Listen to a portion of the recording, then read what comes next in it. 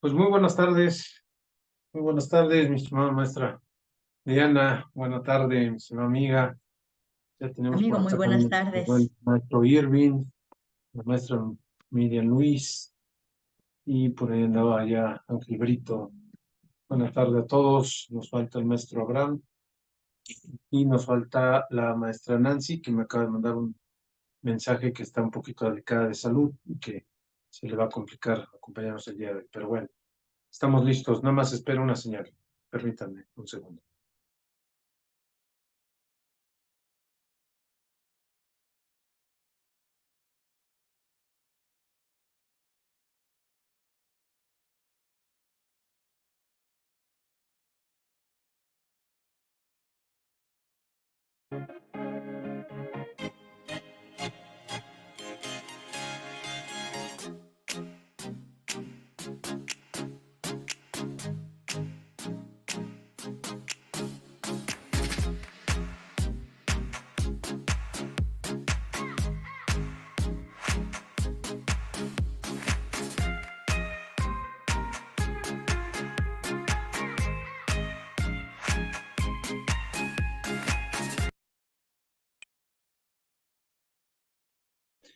Pues muy buenas tardes, estimados amigos, amigas, sean bienvenidos esta tarde a este evento, al día de hoy que convocó la barra de profesionistas en Derecho y peritos en Ciencias Forenses AC, a quienes pues les da el gusto y el honor y el privilegio de tener aquí a varios invitados. Y bueno, el día de hoy nos hemos reunido a través de esta plataforma para hacer la presentación de un libro que me atrevo a decirlo ha causado mucho revuelo en el aspecto jurídico, en el área penal, porque, bueno, pues trae bastante información.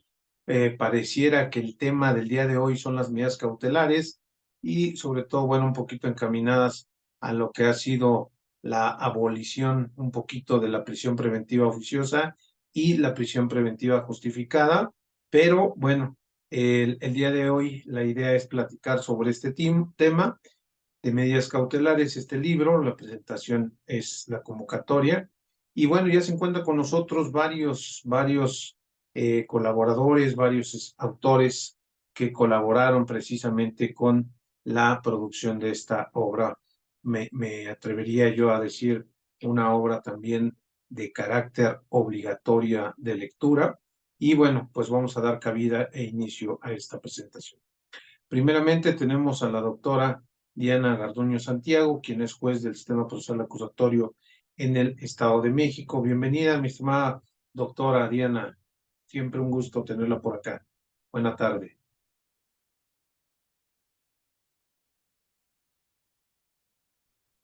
Muy buena tarde, doctor. Agradezco la invitación a la barra y es para mí un placer estar en esta tarde con todos ustedes. Gracias. También se encuentra con nosotros el maestro Irving Arellano Regino, quien es abogado particular, se dedica al área de materia penal. Y bueno, pues mi estimado maestro Irving Arellano, bienvenido. Muchísimas Siempre un gracias. gusto tenerte por acá, mi estimado amigo. Gracias. Igualmente está con nosotros ya la maestra Miriam Elizabeth Sánchez Luis, quien se desempeña como abogada postulante y bueno, pues otra autora más de este libro. Bienvenida, maestra Miriam. Hola, buenas tardes, muchas gracias. Gracias. Y también tenemos por acá al maestro Ángel Brito Salcedo, quien es especialista en el sistema acusatorio, uno de los pilares fundamentales acá en la Ciudad de México, gran conocedor del sistema, estuvo un tiempo en la Fiscalía de Litigación y ahora se encuentra del lado, decimos, de los buenos, litigando en materia de penal. Y bueno, mi estimado Ángel Brito, bienvenido, buenas tardes. Muchas gracias por la invitación, mi querido amigo. Estoy muy agradecido de participar aquí. Se me hace una barra que representa, pues, compromiso, excelencia y además acompañado de los coautores que son excelentes profesionistas y conocedores del sistema acusatorio. Muchas gracias. Perfecto. Y también se encuentra con nosotros el maestro Abraham Montoya Velasco, quien también es juez del sistema procesal acusatorio en el Estado de México. Maestro Abraham, bienvenido, buena tarde. Buenas tardes, doctor. Muchísimas gracias por la invitación. No, al contrario, un gusto tener a estos 5 integrantes. Lamentablemente les comentamos, la maestra Nancy Villafán también está invitada, pero nos comenta que por cuestiones de salud le va a ser imposible estar el día de hoy con nosotros, anda malita de la garganta y bueno, pues entendemos que tiene que obedecer instrucciones médicas de descanso. Pues en el mismo orden que los hemos mencionado, vamos a dar inicio a los comentarios de este libro de medidas cautelares que es auspiciado por Editorial Anaya. Y bueno, pues empezamos con usted, mi estimada doctora Diana. La escuchamos, por favor. Bienvenida. ¿Qué nos puede comentar acerca de este libro?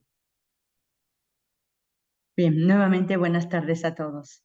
Pues la aportación que el maestro Abraham Montoya y su servidora realizamos en esta obra es con la finalidad de brindar esas herramientas para que los lectores en el ámbito jurídico puedan realizar ese test de proporcionalidad a partir de los estándares internacionales y desde luego de la jurisprudencia que nuestra Suprema Corte de Justicia de la Nación ha emitido a este respecto. Esto, desde luego, como parte del bloque de constitucionalidad, sin soslayar, desde luego, que la libertad como un derecho humano, analizamos que esta restricción pues no es de carácter, no se puede visualizar ni de carácter absoluto y por el contrario pues ese matiz es relativo, ya que la medida cautelar, al estar contemplada por nuestra Constitución Política de los Estados Unidos Mexicanos, permite esa restricción.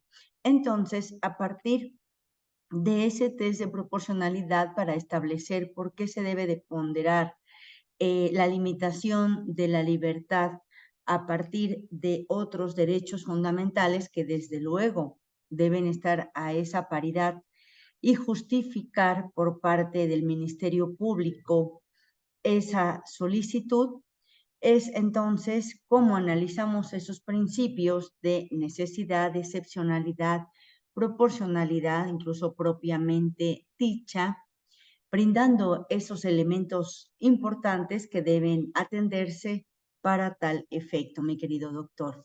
El maestro Abraham ahondará un poco más porque es nuestra coautoría y el capítulo respectivo pues se centra sobre esa metodología. Sí, claro, una tarea, me imagino, importante desde la trinchera en donde ustedes se encuentran como juzgadores, porque lógicamente pues es otra perspectiva muy diversa como operadores del sistema que tenemos y sobre todo porque finalmente esto ha ido, como lo mencionaba hace ratito, ha ido evolucionando poco a poco. Y entonces ese test que usted nos menciona siempre lo tenemos que revisar ahora ya con la prisión preventiva justificada más, pero es importante entender cómo lo conceptualizan ustedes y por qué estos comentarios. Perfecto, maestra. Vamos a darle el uso de la palabra al maestro Irving Arellano Requino. Estimado maestro Irving, ¿cuál fue tu suma a esta obra desde tu perspectiva como abogado particular? Gracias, estimado doctor. Es justamente, como bien lo señalabas, esta obra ha sido un tanto, no sé si llamarle polémica, pero sí abordamos este aspecto del cual, pues últimamente sabemos a nivel político ha sido bastante debatido, ¿no? Principalmente porque el Ejecutivo Federal pues ha hecho diversos pronunciamientos respecto a cómo deben de llevar a cabo los procedimientos y pues ha sido incluso hasta motivo de crítica a la Suprema Corte de Justicia.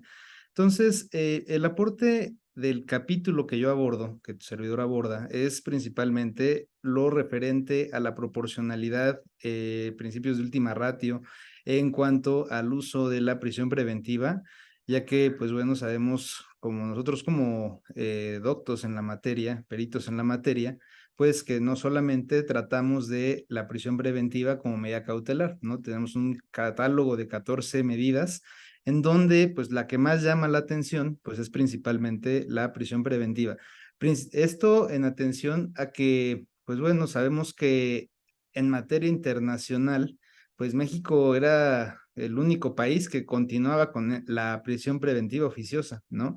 y ello sin dejar o llevar a cabo un test de proporcionalidad sobre la justificación de la necesidad de cautela, el riesgo para la víctima o bien la obstaculización de la investigación.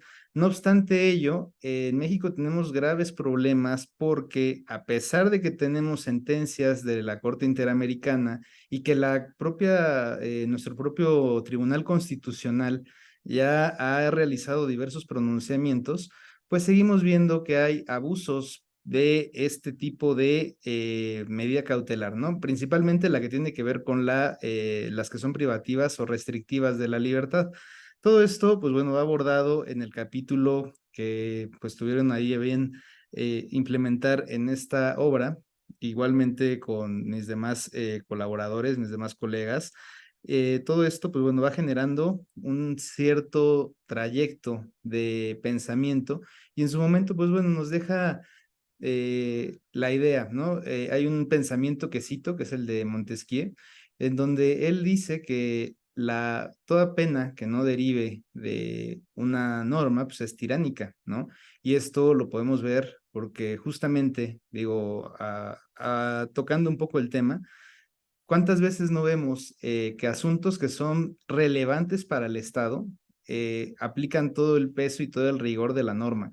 Aunque se trate de delitos cuya pena no rebase los 5 años de la media aritmética, el Estado, con tal de cumplir sus intereses, pues determina a través de sus juzgadores la imposición de medidas cautelares restrictivas de libertad, como la prisión preventiva justificada, y con criterios totalmente absurdos. Entonces, esta obra, considero yo, es un granito de lo que ponemos nosotros para que de aquí en adelante se empiecen a combatir este tipo de prácticas. Es un sistema que, pues bueno, es una cuestión que traemos arrastrando desde el sistema tradicional, no lo vamos a cambiar de la noche a la mañana, pero pues poco a poco vamos haciendo conciencia de que no porque una persona se encuentre en prisión preventiva, quiere decir que es culpable o que necesariamente tiene que llevar su proceso privado de la libertad. Por ello, la propia Constitución establece otro tipo de mecanismos, otro tipo de salidas para que la gente no tenga que estar en prisión. La sociedad tiene una idea de que justamente si la persona no va a prisión, hay impunidad y el que la persona lleve su proceso en libertad es sinónimo de corrupción. Esto pues sabemos, nada más alejado de la realidad. Y bueno, con esto justamente, pues bueno, es lo que buscamos, ¿no? Que se pueda concientizar a la sociedad y pues también aportarle un poquito a nuestra sociedad jurídica con esta obra. Esa sería mi intervención, mi estimado doctor, agradeciendo como siempre el espacio contigo. No hay nada que agradecer, al contrario, de estas obras y de estos temas, pues quisiéramos más literatura, ¿no? Lamentablemente, pues primero que nada, no cualquiera nos atrevemos a escribir por no ser objeto de críticas muchas de las veces, pero hay veces que tampoco, por más que queramos, no se nos da el deslizar, como decimos, la pluma, y eso es muy importante y loable a todos ustedes que están aquí en esta presentación, que participaron en esta obra y que, bueno, encontraron el asidero en la buena editorial Anaya, que lógicamente pues ya tiene ahí algunos años de gran trayectoria en la calidad de obras de esta naturaleza y por eso, bueno, entiendo que confía en un proyecto de este tipo. Vamos a continuar con la maestra Miriam Elizalde Sánchez Luis. Maestra, la escuchamos, bienvenida. ¿Cómo fue esta participación de usted en la obra? ¿Qué le tocó encargarse? Hola, muy buenas tardes. Pues mi participación en esta obra fue en compañía del licenciado Ángel Brito. Nosotros nos encargamos o hablamos dentro de este libro en el capítulo 6 sobre la imposición, modificación y el cese de la medida cautelar. La verdad es que es una obra muy completa. En este caso nosotros nos abocamos un poco más también tanto a la teoría como a la práctica. Nosotros dentro de este capítulo pusimos los que son como unas guías para que pues a lo mejor puedan servir como base para poder llevar a cabo un debate sobre la imposición, la modificación o el cese de la medida cautelar. Creemos que es una obra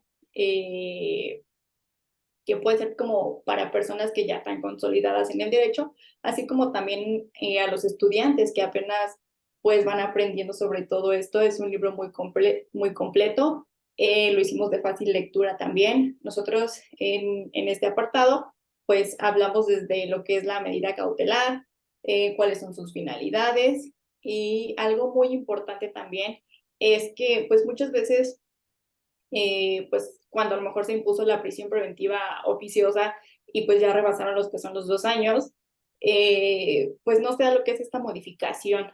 Entonces nosotros también nos abocamos hacia ese tema, retomamos o abordamos lo que es el criterio de la Suprema Corte de Justicia de la Nación en cuanto al amparo 315, en donde pues maneja cuáles son los 3 supuestos para que esta pueda ser revocada a partir de los 2 años, donde nos habla de la complejidad del asunto, la actividad procesal del imputado y la conducta de las autoridades. Entonces creemos que también es un tema muy importante actualmente, porque pues si bien ahorita estamos como con esto de la prisión preventiva oficiosa, que se aplica, no se aplica, la prisión preventiva justificada, ambas pueden ser modificadas. Entonces, pues nuestra aportación es precisamente sobre eso.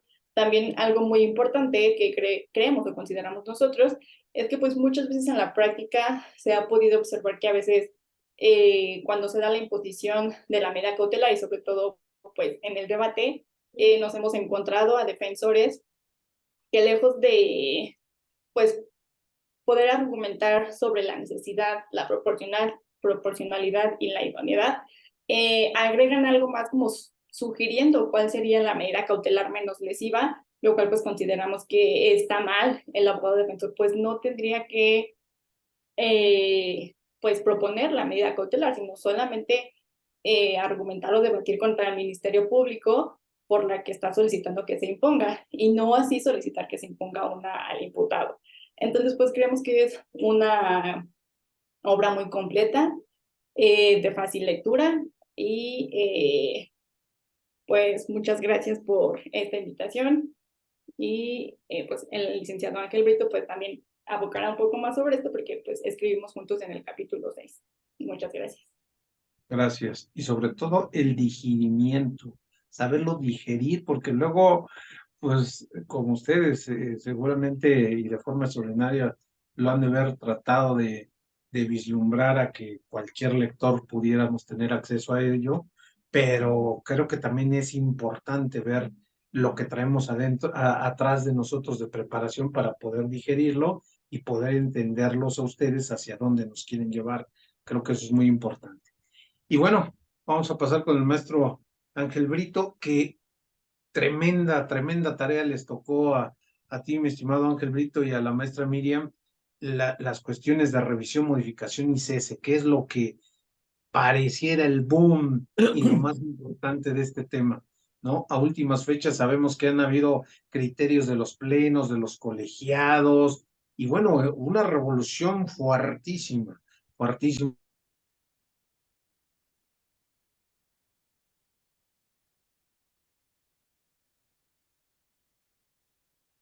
Doctor, se apagó su micrófono. Sí, ya no escucho.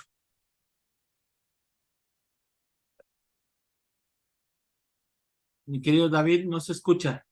Donde los 2 años que señalan, pues adiós, están pasándose esos términos y nada, ¿no? Precisamente el día de ayer yo le prendía 3 velitas a un expediente que cumplió ayer 3 años de que están detenidos los chicos y todavía no entramos ni a intermedia. Entonces, imaginémonos, ¿no? Y bueno, no se diga también las del sistema anterior, por ese quinto transitorio, lo que se puede hacer, ¿no? Tremenda tarea, mi estimado Ángel Brito, te escuchamos. Gracias, amigo. Pues sí, lógicamente sabemos que los derechos humanos se pueden restringir siempre y cuando se establezcan en las constituciones de los estados la forma y procedimiento en que se va a hacer esta restricción.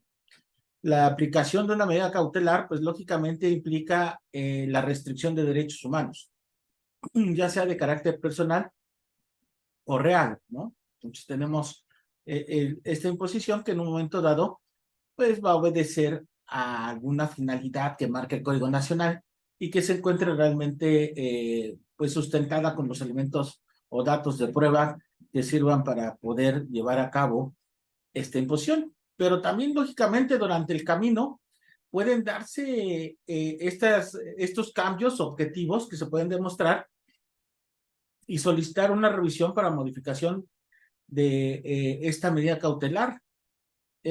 También podemos en un momento dado establecer que no solamente por esta situación de que se haya modificado objetivamente, puede ser también que, como lo acabas de mencionar, ¿no? Ya rebasó el plazo constitucional y bajo los criterios que ha establecido la Suprema Corte de Justicia, pues podamos solicitar que continúe el proceso ya con la persona en libertad porque se han reunido los requisitos que establece nuestro ordenamiento legal.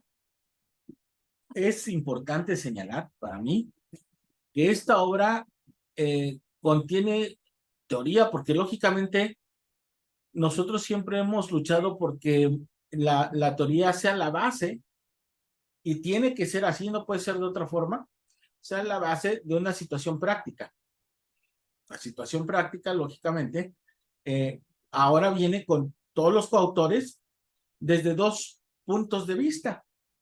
Desde un punto de vista judicial y desde un punto de vista de litigantes. Entonces, esto nos ayuda a realizar un conjunto de propuestas que sirven desde la perspectiva de un juez y desde la perspectiva de un litigante.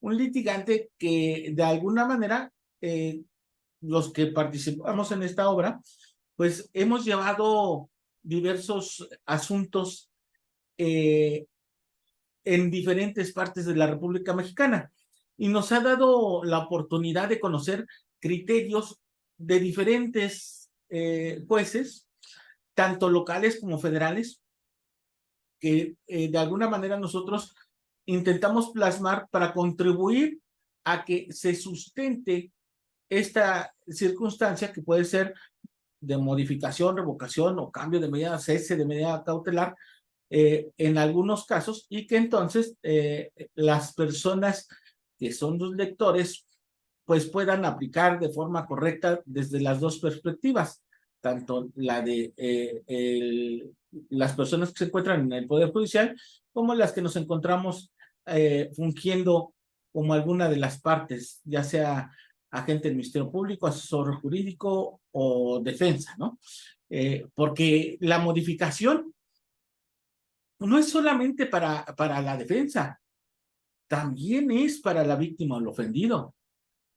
Entonces llegan momentos en los que nosotros somos asesores jurídicos y tenemos que solicitar una medida de mayor rango que realmente garantice los fines para lo que fueron hechas. Y la modificación puede ser para los dos lados, tanto para que cese o para que se ponga más grave la misma, ¿no? Entonces, bueno, el libro contiene muchas de estas circunstancias que van a ayudar a los lectores y a los que practican a esta situación. Pues a mí no me resta más que agradecer a la barra de profesionistas en Derecho y peritos en Ciencias Forenses AC, al doctor David Aboites y a todos los coautores por haberme permitido participar aquí. Muchas gracias. No, al contrario, mi estimado Ángel Brito, muchísimas gracias a ti. Y vamos a continuar con el maestro Abraham. Ya nos comentaba algo la maestra Diana Garduño hace unos momentos que tuvo usó la palabra, que de igual forma trabajó de forma conjunta con el maestro Abraham, quien también es juez del sistema procesal acusatorio en el Estado de México, quien se sumó a participar con su conocimiento y con su experiencia en este libro de medidas cautelares. Maestro Abraham, bienvenido, buenas tardes. Gracias, doctor. Buenas tardes.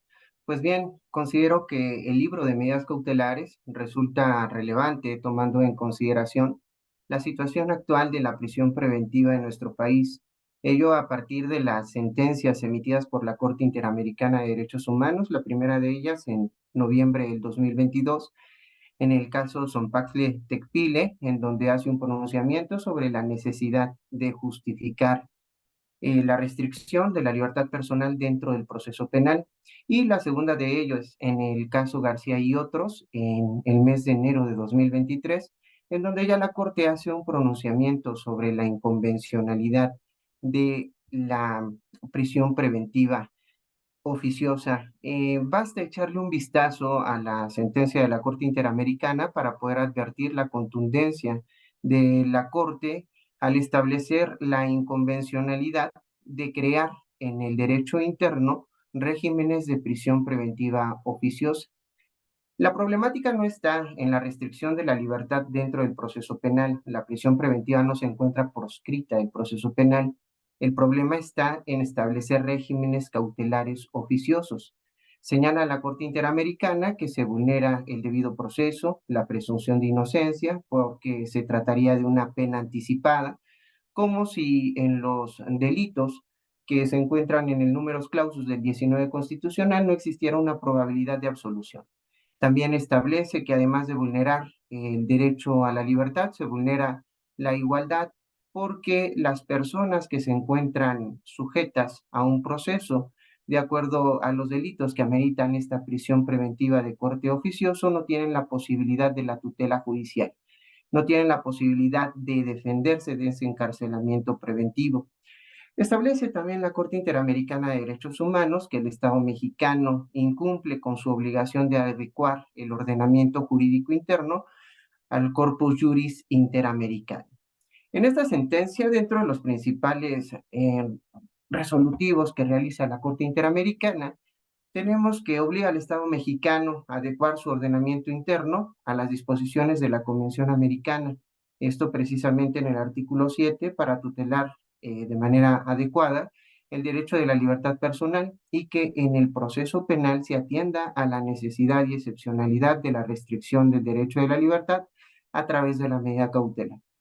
Y también exige que en esta transición de la adecuación del ordenamiento interno al parámetro interamericano, deberán los jueces domésticos aplicar un control de convencionalidad ex oficio al momento de pronunciarse sobre la prisión preventiva, atendiendo en todo momento a la libertad personal, sobre todo a las condiciones de excepcional y necesidad, y para ello es necesario realizar un test de proporcionalidad.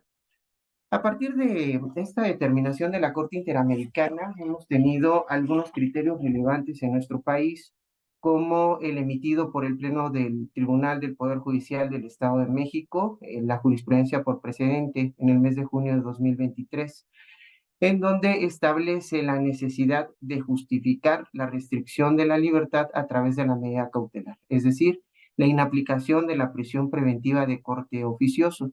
Y también tenemos un criterio emitido por colegiados de circuito de Cholula, Puebla, con el registro 2029-27-131, en donde establece la necesidad de realizar ese test de proporcionalidad a partir de las consideraciones que realiza la Corte Interamericana de Derechos Humanos. Sin embargo, tenemos que el hecho de que se hubiera establecido de manera preceptiva la prisión preventiva trajo como consecuencia que la representación social no tuviera la capacidad de investigar riesgos procesales y menos aún de justificar en debate la necesidad de restringir la libertad a través de una medida cautelar. Y también trajo como consecuencia que la autoridad judicial no pudiera realizar un adecuado test de proporcionalidad para afectar el derecho humano de la libertad personal al imponer la prisión preventiva, pues bastaba con que se cumpliera el requisito de que el delito que motivaba el proceso se encontrara en el números clausus del 19 constitucional y el 167 del Código Nacional de Procedimientos Penales. Esto trae la problemática de que, en primer momento, tenemos que la representación social no logra realizar un debate adecuado en torno a todos y cada uno de los niveles de análisis que deben seguirse en el test de proporcionalidad y que la autoridad judicial no logre establecer una adecuada ponderación al momento de llevar a cabo la determinación de la necesidad de restringir la libertad personal a través de la aplicación de la prisión preventiva. Hemos advertido criterios incluso en los que siguen tomando en consideración el tipo de delito para poder determinar la restricción de la libertad. Es decir, no se realiza ese test de proporcionalidad. Es entonces que esta metodología que proponemos la doctora Diana Garduño y su servidor es precisamente para que los operadores del sistema de justicia penal, desde la Fiscalía, la Defensa, el asesor jurídico y desde luego la autoridad jurisdiccional, puedan aterrizar el test de proporcionalidad a la restricción de la libertad personal al momento de debatir la prisión preventiva. Esto desde todos y cada uno de sus niveles de análisis. Determinar el fin legítimo a partir de los riesgos procesales, cuál es la instrumentalidad de la medida y sobre todo la necesidad, porque otras medidas cautelares de las que aborda el Código Nacional de Procedimientos Penales no son suficientes para poder neutralizar el riesgo procesal que se ha advertido y sobre todo hacer el test de proporcionalidad, determinar por qué la restricción de la libertad no resulta desmedido en torno a los beneficios que se van a obtener dentro del proceso. Esta metodología de análisis permitirá consolidar dentro del proceso penal la imposición de la medida cautelar de la prisión preventiva, y lo que se pretende es que se dote de herramientas a los operadores jurídicos para poder ejercitar los debates correspondientes y que sobre todo la restricción de la libertad de las personas pueda atender a los parámetros constitucionales y convencionales. Esa sería mi aportación, doctor. Muchísimas gracias por el espacio. Gracias, maestro. Muchísimas gracias por sumarse a esta presentación. Y vamos a regresar tantito con la maestra Diana Garduño. Maestra, ¿qué está pasando con los operadores realmente en este tema? Creo que es un tema fundamental desde en las audiencias, ¿no? Sobre todo en la inicial o en estas revisiones de las que hablaba el maestro Ángel Brito, las modificaciones, la revocación, pero realmente las partes, ya ahorita el maestro Abraham también nos mencionaba, ¿no? No se está aplicando ese test. ¿Qué está pasando? Creo que es muy importante que platiquemos un poquito al respecto, porque también pasa por el lado de la víctima, ¿no? Que el Ministerio Público hace una propuesta, la defensa, perdón, hace una propuesta y muchas veces puede ser procedente porque el Ministerio Público no hizo actos de investigación para preocuparse por la víctima y que, bueno, pues se mantengan esas medidas y no se modifiquen de menos sino a más. ¿Qué nos puede compartir, maestra? Sí, amigo, mire, a este respecto le comparto que en el mes de junio de esta anualidad, el Pleno del Poder Judicial del Estado de México emitió una jurisprudencia por precedente en el que se determina la inconvencionalidad de la prisión oficiosa para el Estado de México, ya que al ser jurisprudencia, pues es de aplicación obligatoria para todos los juzgadores mexiquenses. A partir de esto, pues la actitud de nosotros como juzgadores es precisamente abrir debate para que pueda cada una de las partes aportar la información probatoria que justifique, si es por parte del Ministerio Público, pues la prisión preventiva. De no ser así, pues tenemos que decantarnos por una medida cautelar acorde a esos principios de idoneidad, de mínima intervención, de proporcionalidad, que permitan justificar esos fines que prevé la ley procesal para esa medida cautelar y que no impliquen, desde luego, un adelantamiento de esa atribución de culpabilidad para las personas, que sea el fin eminentemente procesal y bajo estos parámetros, a contrario sensu, si el Ministerio Público y Asesoría Jurídica justifican que se actualiza en el caso un fin constitucionalmente válido, pues evidentemente, y que ello además está sustentado, pues dará lugar a mantener una prisión preventiva de corte justificado. Sin embargo, también es importante resaltar que esta prisión no podría ser por la temporalidad de 2 años. Tiene que haber proactividad tanto de Ministerio Público como de asesoría jurídica para mantener las condiciones que dan pauta a esa imposición, y que de no ser así, la defensa está en toda la facultad de peticionar esa revisión para su modificación o incluso, si es factible, una revocación.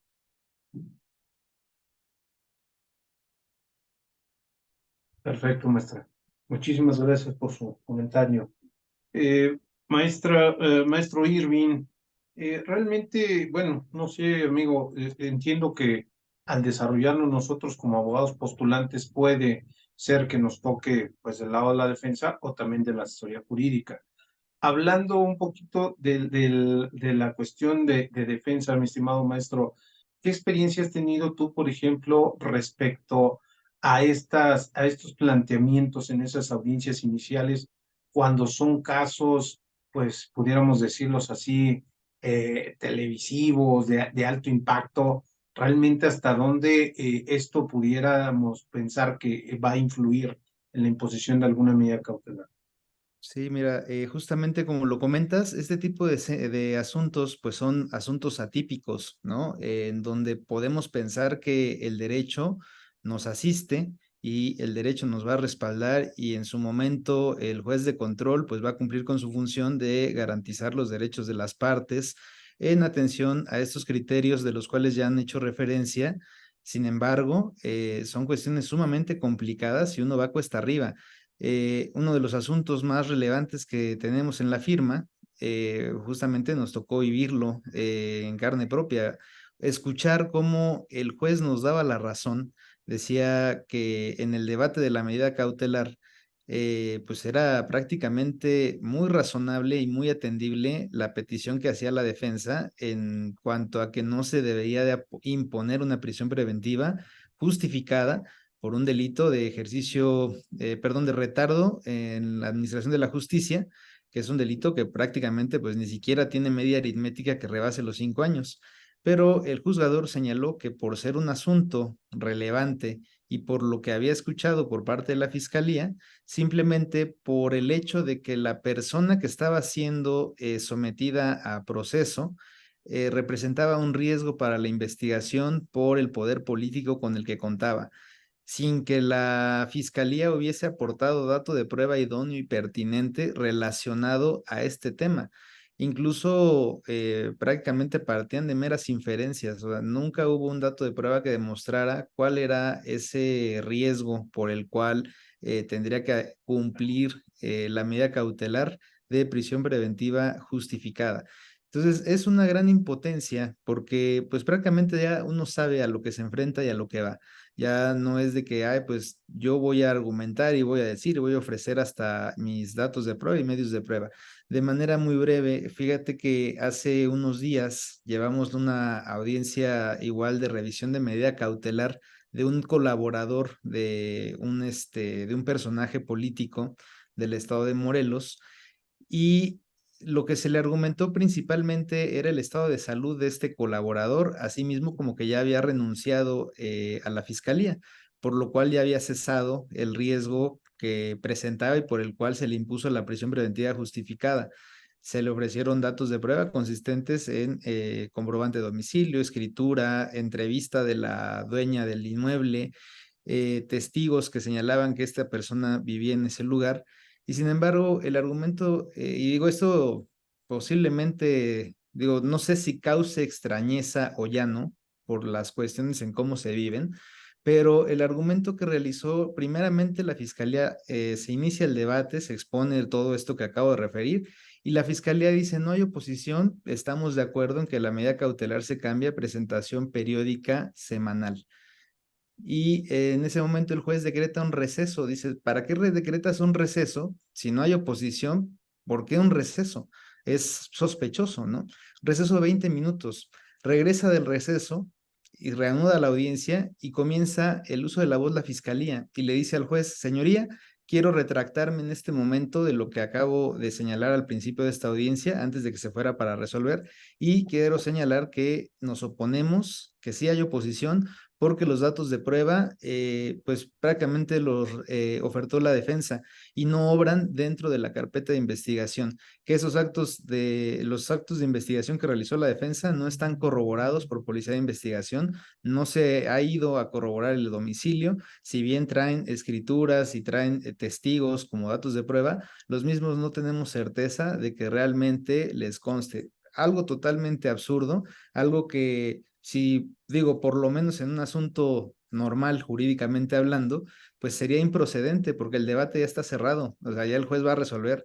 Y lo que hizo el MP fue regresar de nueva cuenta como si hubiéramos vuelto a empezar y el juez le da trámite a su petición y comienza el debate de nueva cuenta como si no se hubiera llevado nada a cabo. Y para finalizar, pues ya sabes, ¿no? O sea, no es de extrañarse que pues el juez dice, pues bueno, voy a atender a la petición de la fiscalía, no va a haber cambio, no va a haber revisión de medida cautelar, no hay cambio objetivo en las condiciones y por lo tanto va a seguir subsistiendo la prisión preventiva justificada porque quien lleva a cabo los datos de prueba es únicamente la fiscalía. Así de ese tamaño, el criterio del juzgador de aquella entidad. Entonces dices, bueno, y realmente existe el derecho, ampara el derecho cuando la política entra por la puerta jurídica. Es una circunstancia que prácticamente lamentable, pero pues bueno, esto nos da pauta para que justamente existan precedentes y así como en su momento estuvo el de Zompacle Tecpile contra México y García Ramírez contra México también, pues empezaron igual por ciertas arbitrariedades, ¿no? Al final del día son asuntos que no se van a resolver a nivel local, se van a nivel federal y si no, pues bueno, se irá a un criterio internacional, pero es importante tener pues estos porque a veces decían, bueno, ¿y de qué nos sirve tener literatura y tener criterios si las autoridades realmente no hacen caso a lo que hay? Es importante conocerlo, porque si no lo conocemos, ¿cómo lo vamos a debatir? ¿No? Entonces, desde la experiencia que tenemos nosotros, digo, no es el único tema donde nos ha pasado esto, hemos tenido diversos. Y justamente lo que más llama la atención es esto, ¿no? El uso excesivo e incorrecto de los criterios para aplicar este tipo de medidas cautelares. Imagínate simplemente que te dijeran, a ver, usted como abogado recibes una transferencia de un cliente que se encuentra en el reclusorio y que te comienzan a investigar porque ese dinero proviene de una extorsión, ¿no? El cliente te depositó tus 10,000 pesos, esto es un asunto que me comentaron en alguna ocasión, y el abogado es sometido a investigación, e incluso, pues bueno, me parece que le giran orden de aprehensión, lo presentan a audiencia inicial y en el debate de la medida cautelar se le explica al juez cuál es el origen de ese depósito, que era de un cliente, es un pago de honorario, pero el juez no lo da por legal. Dice, ¿cómo le va a hacer una transferencia a un interno si en los reclusorios no está permitido tener ni internet ni teléfono celular? Ahí hay una cuestión de ilicitud. Adicional a ello, le impusieron prisión preventiva justificada por el simple hecho de ser abogado. Y si usted conoce el sistema, sabe lo que puede promover y usted representa un riesgo para la investigación. Por ello, le dejo la prisión preventiva justificada. Entonces, prácticamente, pues está sancionando el ser abogado, ¿no? No tanto el obstaculizar la investigación. ¿Cuál es el dato de prueba que utilizaron para decir que el abogado podía obstaculizar solamente por el hecho de ser abogado? Ya por eso da por cierto que es un experto, digo, sin soslayar ni hacer referencia a nadie, pero no necesariamente el hecho de ser abogado significa, o tener un título, significa que ya tenemos prácticamente pues todo el ajo para estar obstaculizando investigaciones, ¿no? Entonces, este tipo de criterios los he visto replicarse no nada más en Ciudad de México, en su mayoría Estado de México creo que tiene demasiados ejemplos de este tipo. Y pues sí, digo, queda únicamente pues agotar nuestros recursos legales, incluso pues bueno, principalmente a nivel federal, que es donde pues hemos tenido un poco más de benevolencia en cuanto a los criterios, ¿no? Bueno, y no hablemos de delitos sexuales en la lona. No, Bueno, no. vamos a continuar rápidamente. La maestra Miriam Elizabeth Sánchez Luis. Maestra, hablabas tú de ese cese que te tocó en este capítulo, pero realmente también tenemos ese conflicto. Llegamos a esos 2 años y la Constitución es muy clara en decir ninguna prisión preventiva. No habla si de corte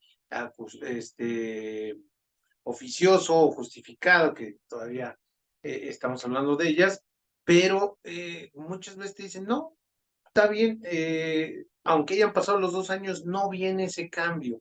Y como bien lo decía ahorita el maestro Irving, pues tenemos que hacer mella, tenemos que seguir impugnando, porque finalmente hay causas que son imputables. Sabemos que este tiempo se puede prolongar por causa de la defensa, pero hay veces que no, que es por inactividad del mismo Estado, ¿no? Y ahí tenemos la muestra que no vamos ni siquiera en etapa intermedia, que es hasta donde se pudiera suspender el proceso por un auto en contra, por la autoridad federal al antes de dictar el auto de apertura a juicio, una vez dictado que no se remita, pero pues el procedimiento no se debería de parar porque no tiene esos efectos. ¿Qué experiencia has tenido ahí tú, mi estimada maestra, en este tema de cese? Sí, así es. Como bien lo refiere, pues la propia Constitución no establece algún motivo o algún límite, bueno, alguna suposición por la que a lo mejor no se pueda llevar a cabo esta solicitud para el cambio de la medida cautelar. Aunque pues sí, efectivamente, como bien lo establece la Constitución, pues no podría rebasar los 2 años si no se ha obtenido alguna sentencia, una sentencia condenatoria. Pero pues la verdad es que en la práctica, pues como ya lo refería el maestro Irving, pues el criterio de los jueces también, pues digamos que de eso podríamos decir dependemos.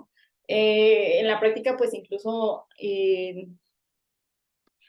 habiendo un asunto donde ya rebasados los 2 años, se solicita justamente el cese de la medida cautelar porque pues ya rebasó el tiempo que está establecido y justamente se hace referencia a lo que es este amparo 315-2021 de la Suprema Corte de Justicia pues que sale en una tesis que también manejamos con el registro digital 2025-23-8, donde pues establece las causas por las que debería de prolongarse cuando ya ha rebasado los 2 años.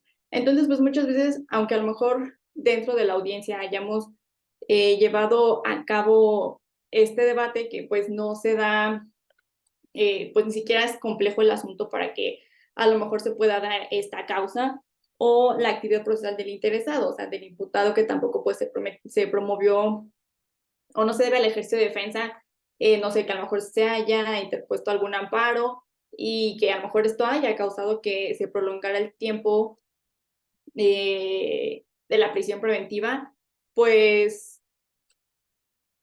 y tampoco lo de la conducta de las autoridades, cuando pues no se dan estos tres, entonces nosotros entenderíamos que pues como ya rebasó los 2 años debería de modificarse la medida cautelar para que ya no esté en prisión. Sin embargo, pues como lo reitero, el criterio de los jueces.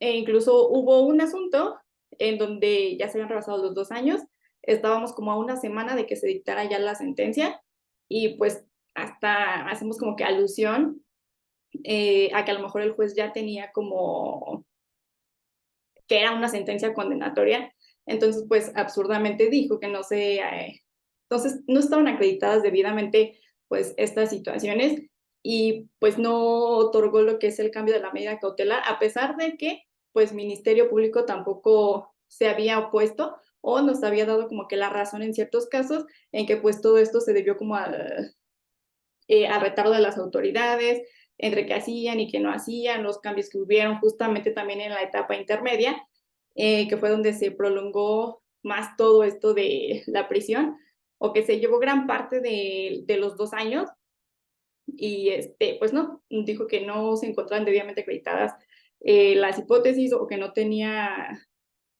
no me acuerdo qué palabra utilizó, pero aún así no dio el cambio y justamente cuando viene a la semana ya la sentencia donde era condenatoria, pues nosotros hacemos como que esta alusión precisamente a que no, como refiere el maestro, el licenciado Irving, pues sí tenemos las leyes, tenemos todo, pero pues muchas veces no son aplicadas como deberían de ser y pues es una pena que esto sea así. Y pues esa sería como mi experiencia también en esta parte del cese del criterio de los jueces. También hemos tenido unos donde pues sí, efectivamente se da lo que es el cambio, pero pues sí, sorprende que a veces estén como que estos criterios. Muchas gracias, maestra, muchas gracias. Importante su comentario. Vamos a continuar para darle ya, ir entrando a la recta final con el maestro Ángel Brito. Maestro, efectos restitutorios, ¿realmente es una ilusión? ¿Qué estamos viviendo con esta revisión, esta modificación, este cese que pedimos las partes y que en el amparo estamos viendo cómo los juzgados federales sale la palabra efectos restitutorios, pero de repente son ilusorios? ¿Qué nos puedes comentar, maestro? Sí, efectivamente, pues lógicamente el amparo está viniendo por muchos de los litigantes cuando se impone aún esta prisión preventiva oficiosa, ¿no? Y dentro del capítulo de suspensión, pues se está pidiendo la misma con efectos restitutorios. Tenemos precisamente este problema que creo todos están abarcando en relación a prisión preventiva oficiosa. Cuando ya tenemos diversos criterios y además una sentencia de la Corte Interamericana de Derechos Humanos que establece, pues bueno, esta situación que viola los derechos humanos. Y entonces, aún los jueces, tanto locales como federales, la siguen aplicando en algunos casos. No digo que todos, pero en general tenemos un porcentaje alto que continúa con esta idea, señalando que incluso, bueno, la Suprema Corte no se puso de acuerdo en relación a quitar la prisión preventiva oficiosa, que hay criterios que aún se encuentran vigentes y que de alguna manera, pues bueno, son el sustento para continuar imponiendo prisión preventiva oficiosa. Incluso en un asunto que llevamos el lunes 27 de noviembre de este año, pues un juez, ese fue su argumento, ¿no? Dice, ¿sabes qué? Vamos a imponer prisión preventiva oficiosa. No entro, ni siquiera le dio el uso de la voz al Ministerio Público. Para él dijo, el delito es de O y bueno, va con prisión preventiva oficiosa y aplicó la prisión sin dar ni siquiera uso de la voz al Ministerio Público. Pues lógicamente, si no se lo dio al Ministerio Público, mucho menos a la defensa, ¿no? Pues, impuesta así. ¿Qué es lo que sigue? Pues que nosotros hagamos precisamente este amparo con efectos restitutorios. ¿Qué están resolviendo los tribunales? Pues que bueno, se entre al debate sobre de la prisión preventiva oficiosa. Y una vez que se entra a este debate, pues entonces tenga estos efectos de restituir a la persona. Pero, ¿qué hacen regularmente los jueces? Terminan imponiendo una prisión preventiva justificada. Aún y cuando no existen a veces elementos objetivos que nos permitan de alguna manera llevar a cabo este test de proporcionalidad para la imposición y termina de todos modos con un resultado similar, sin que se acredite bien la necesidad de esa cautela. Y bueno, eso es lo que tenemos, mi querido David. Sí, claro, algo complicado. Pero bueno, que finalmente va avanzando y esto gracias a nuestras impugnaciones, a lo que se nos llega a ocurrir como operadores del sistema ahí en la mesa de litigación y que bueno, pues hay que estar picando piedra para ir avanzando como hemos avanzado en la abolición de la prisión preventiva oficiosa. Creo que esa es una gran tarea que tenemos. Y bueno, vamos a cerrar con el maestro Abraham Montoya. Maestro Abraham, nos comentaba hace ratito su gran contribución con información de la Corte Interamericana, las sentencias, cómo lo contemplaba la Corte Interamericana, pero ya platicamos ahorita con el maestro Brito de sus resoluciones. Realmente, ¿qué está pasando en la Corte? No tenemos nada de primer sala, no tenemos nada de pleno en este tipo de tema. tenemos precedentes locales, como en el caso del Estado de México, tenemos tribunales colegiados, plenos de colegiados, pero nos falta la Corte. Creo que ahí pudiéramos dar un brinco muy interesante para seguir avanzando en este tema, maestro.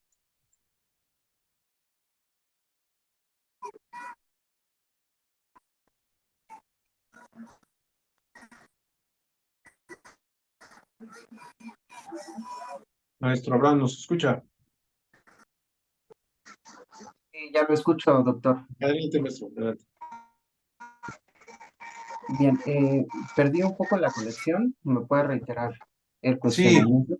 no se preocupe, maestro. Le platicaba yo, maestro, a usted nos habló ahorita en su anterior intervención respecto de las cuestiones internacionales, de la Corte Interamericana, pero ¿qué está pasando y qué esperaríamos de la Corte, del Pleno de la Suprema Corte aquí en México y en un momento dado, de la primer sala? Porque hemos oído precedentes locales como en el Estado de México, hemos oído colegiados, los plenos de los colegiados, pero falta la Corte poner su granito de arena que se sume a este tipo de medidas cautelares, sobre todo hablando de prisión preventiva justificada. Sí, en efecto, la Corte ha sido un tanto omisa en pronunciarse sobre estos criterios que ha sostenido la Corte Interamericana, sobre todo para inaplicar ya a nivel nacional la prisión preventiva oficiosa. Considero que estos avances que han estado realizando en distintas entidades del país pueden ser un aliciente para que en su momento podamos tener un pronunciamiento de la Corte. Existe ya un criterio de tribunales colegiados de circuito en donde establece que no es posible que autoridades judiciales locales puedan pronunciarse sobre la inconvencionalidad de un precepto constitucional, siendo el 19. Sería interesante el pronunciamiento de la Corte en una contradicción sobre el criterio a prevalecer y daría también pauta a que se homologue el criterio a nivel nacional en torno a la prisión preventiva oficiosa, que desde luego la Corte Interamericana ya ha establecido el pronunciamiento de la inconvencionalidad de la misma, sobre todo por las afectaciones a derechos de las personas procesadas y la imposibilidad de que puedan obtener una medida cautelar distinta al encarcelamiento preventivo. Y desde luego el test de proporcionalidad resultaría ya aplicable en todos los estados de la República para poder determinar esa restricción del derecho humano, en donde cabe precisar que no basta con que se justifique el riesgo procesal o el fin legítimo, sino que se deben cumplir todos los niveles de análisis del test de proporcionalidad para poder restringir el derecho humano. En efecto, la Corte ha quedado pendiente en torno a ese pronunciamiento y esto trae como consecuencia también distintos criterios, sobre todo en autoridades federales, porque algunos no han tenido la audacia, digamos, de inaplicar la prisión preventiva oficiosa por la tesis 293, diagonal 2011, en donde establece esa prevalencia de la restricción constitucional sobre las disposiciones de la Corte Interamericana de Derechos Humanos, que si se atiende también al contenido de esa determinación, podemos advertir que esa tesis surge de una overdictia y no es precisamente la ratio decidendi de la determinación al momento de resolverse el amparo correspondiente y por lo tanto daría pauta a la inaplicación de la jurisprudencia nacional que es violatoria de derechos humanos. Gracias, doctor. No, al contrario, mi estimado maestro Abraham, gracias a usted. Y bueno, pues efectivamente ya por ahí tenemos ya el pronunciamiento respecto al 667 del Código Nacional de que es inconvencional. Sin embargo, el 19 efectivamente y el 166 que está causando también ahí una molestia, una piedrita en el zapato, pues no siguen contemplando la cuestión de prisión preventiva oficiosa y bueno, pues esperar una reforma legislativa, creo que por tiempos políticos va a tardar y la Corte coincido con el maestro Abraham, seguramente dará claridad en este tema, lo tiene, que creo yo, ya es obligado esperar a los ministros que saquen algo al respecto y en ese sentido, bueno, pues seguir mejorando en estos temas. Pues, mis estimados amigos, muchísimas gracias a todos, muchísimas gracias a los coautores que estuvieron aquí, de verdad todo un honor y un privilegio habernos estado aquí coincidiendo en nuestras agendas y esperamos a los amigos que estuvieron sintonizándonos a través de plataforma de Facebook Live y de nuestras redes sociales, que puedan adquirir esta obra 100% recomendable, Editorial Anaya, libro es Medidas Cautelares, donde participan juzgadores, participan algunos académicos, participan litigantes que pueden ser tanto defensores como asesores jurídicos privados. Y bueno, la idea es con esta obra contribuir a el cambio, a la reflexión jurídica que tenemos los operadores del sistema. Pues de nuestra parte, entregarles su constancia de participación aquí en el mismo orden que venimos dándoles el uso de la palabra. Primeramente a la maestra Diana Garduño Santiago, nuestras más sinceras felicitaciones y agradecimiento por su participación, maestra, el día de hoy. Después tenemos al maestro Irving Arellano Regino. También, mi estimado maestro Regino, muchísimas gracias por tu participación. La maestra Miriam Elizabeth Sánchez Luis se encuentra también aquí con nosotros en plataforma y ya nos compartió pues sus perspectivas de cómo ve el tema. Al maestro Ángel Brito, toda una institución jurídica en la Ciudad de México y pues quienes lo seguimos en redes sabemos que también por toda la República anda nuestro gran amigo ahí y pues un conocedor del tema. Y pues el maestro Abraham Montoya Velasco, también juez del Estado de México en el área del sistema procesal acusatorio. Muchísimas gracias a todos. Les haré llegar a la brevedad su constancia de participación. Les agradecemos el valor de su atención a todos los que estuvieron aquí siguiéndonos y un abrazo caluroso y fuerte a todos y cada uno de ustedes. Bonita tarde, que Dios los bendiga. Estamos en contacto. Gracias. Muchísimas gracias, doctor. Hasta luego, bonita Gracias, noche. gracias Abrazo a todos. Gracias. Gracias, maestro. Igualmente.